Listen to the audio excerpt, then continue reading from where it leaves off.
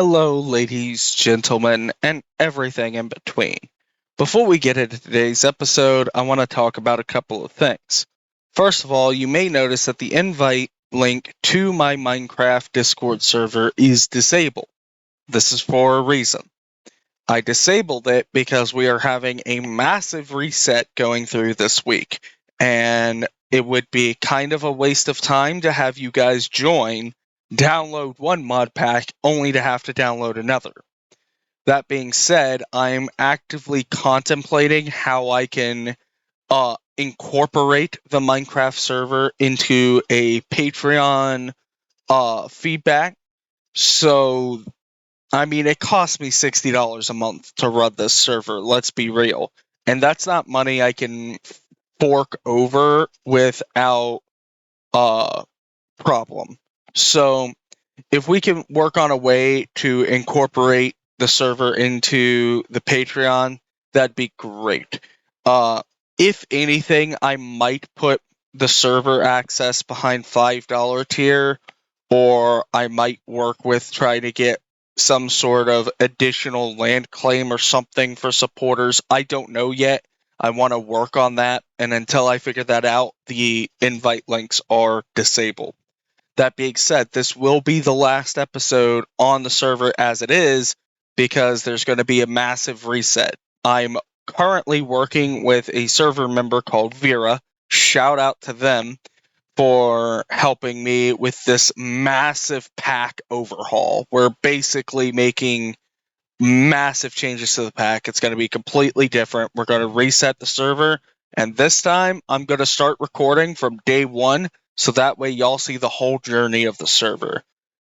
If you are a server member and you want to record your playthrough on the next reset, by all means, be my guest. I have no problems with that. But when the reset is complete, I will be creating a video to show how to install the mod pack, as well as how to get the templates working with CPM for model integration. I will also make a video on internals to show how all of it works. So look forward to that. Anyways, let's get on with today's episode.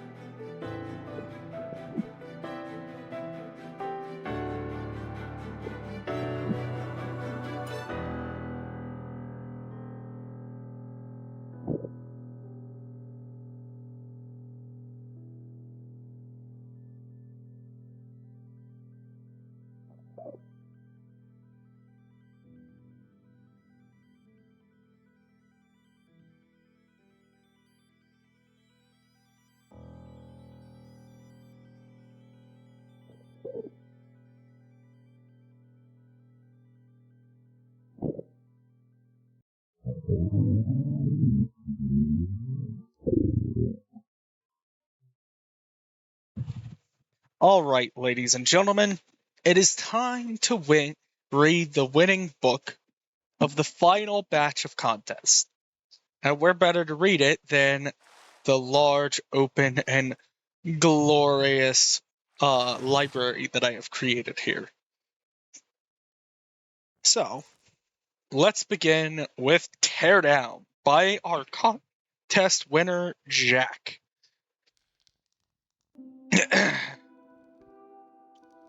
21, I say confidently. I'm Jack, just your regular card dealer who's dealing to a very unfortunate player. The Umbreon, whose name I think was Lunar, looked almost eager, like he wanted to lose. As per casino rule, I get cut off as Lunar interrupts me, saying, "Before you eat me, can you eat all my belongings?" He says excitedly. Me being unable to ruin such a cute face couldn't tell him no. "Sure, little guy," I say eagerly, as I don't get just one sliver of meat, but everything that made that piece of meat something. "Just show me what you want. Gone," I say seductively, my tail swaying side to side, eager to have my well-won feast. We exited the casino, passing the well-lit place. He's passing others. I watch his rump sway as he leads me to his place. Day 1. "We're here," Lunar spoke eagerly as we look at his large manor. He showed me around, showing me the many rooms of the 5-story home. There were 4 guest bedrooms, a master bedroom, Bathroom with no toilet? Weird. Library with many empty shelves, 2 attics. So, what do you want me to eat before you? I ask, impatient and starving. Everything. All of it. The whole thing, exclaims the Umbreon excitedly. If I'm going to die, I want it pharaoh style, buried with the belongings in that sexy fox gut. I was taken aback. Whole thing. House it all. Yes, be back in a few days. The Umbreon practically ran away. I take a step outside and look at the house up and down. Should have just ate him at the casino. I step back inside, making a game plan, which is to remove the interior, then work my way down on the exterior. Alright. I clap my hands together. Better start now, as there's not much time. I go around, taking apart the furniture, stacking the wood and fabric for it to easily slide down my throat.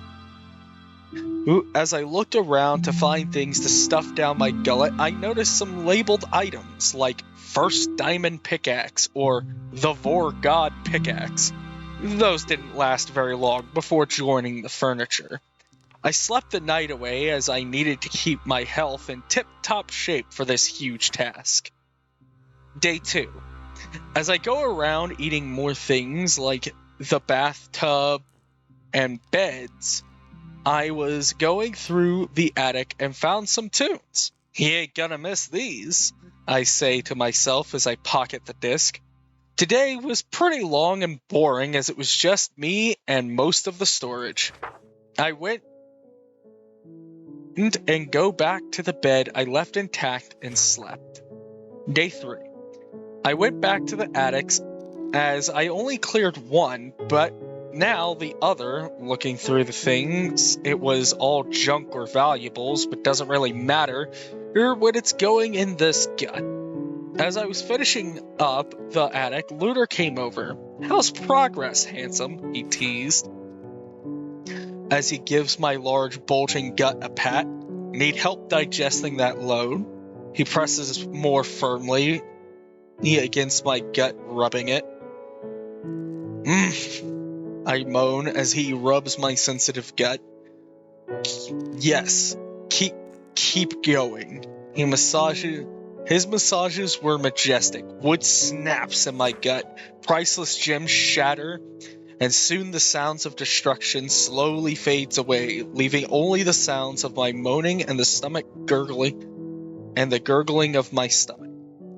All soft, all squishy, he says joyfully, squeezing my belly, feeling the last of the items in there disappear, leaving just a potch. Well, you still have the whole house to go. Guess I'll let you get back to it. He sniffed my gut and gave it a lick before heading off God knows where. Ugh, I groan blissfully as I pass back out in the attic. Day 4. I woke to footsteps and being nudged awake by some blue bear-like being. This bear-like being he's referring to is actually a slime cat. Hey, get up. Lunar sent me over to help you out as he wants your gut desperately. The name's Mitch. He holds out a hand. Jack, I reply as I take his hand and pull myself up. Nice to meet you, Jack. Now, let's get this done, shall we? We went and grabbed the tools he brought, and I went to the library to finish up the interior of the home as he starts on the roof. The shelves were half emptied, so less to eat. As I feast on the books, I hear the thuds outside as the roofing falls to the ground. Surprisingly, it didn't take long for the library to be cleared out and the roof gone.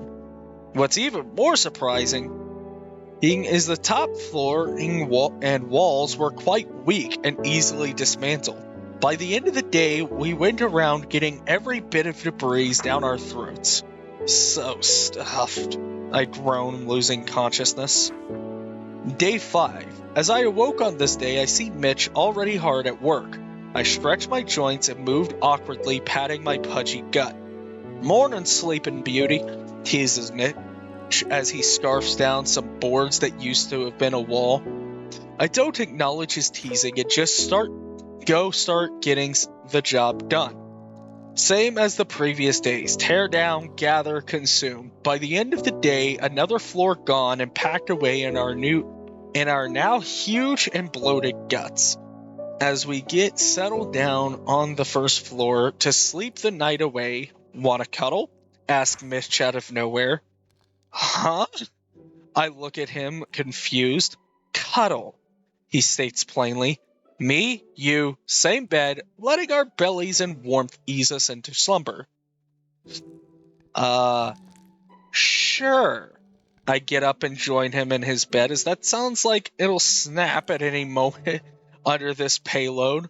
I wrap my arms around him to support myself from falling off the queen-size bed. We don't say much as we are in each other's arms, hearing our gurgling guts ease us into another peaceful slumber. Day 6. We woke up to much flatter but still pudgy bellies. We of course get back to work, sneaking playful winks and glances as we continue. While distracted, I nearly broke my axe while breaking down the wall, so I went back out to a toolsmith to replace my tool. It took the day, but when I got back, I saw a note on the shared bed. "Sorry, handsome, but got some matters to attend to. So good luck and keep up the hard work. Mitch." I read through the note. Damn. Guess I'll be finishing this alone. I lay on the bed, sleep eluding me as I just lay there. I get up with barely any sleep, but determined to end this torturous labor and eat that smug bastard of an Umbreon. Tearing down the walls becomes easier with the sharper axe and getting used to this repetitive action. And the day passes in a haze. Soon every single wall and support is gone, and just debris on the ground. I go gather and eat the debris, and just like the tearing down action of eating woodstone metal, becomes easier, and it soon settles in my gut. I look up and see it's still midday and get started on the rest of the home. I pull the floorboards, letting them join the pile in my groaning gut. After all that, I realize I'd gone a week without any actual food or nutrients.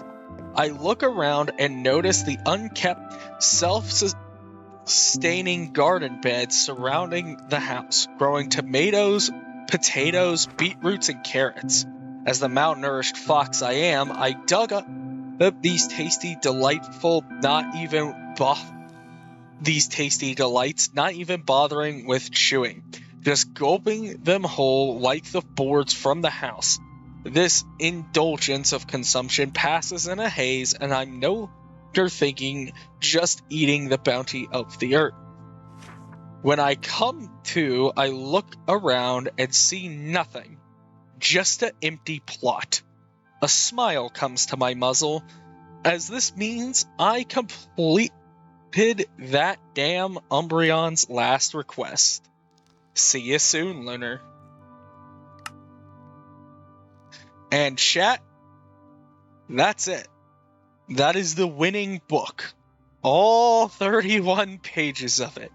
I highly doubt I am going to be reading more books off in the future, because I felt extremely awkward and stumbled over my words so many times.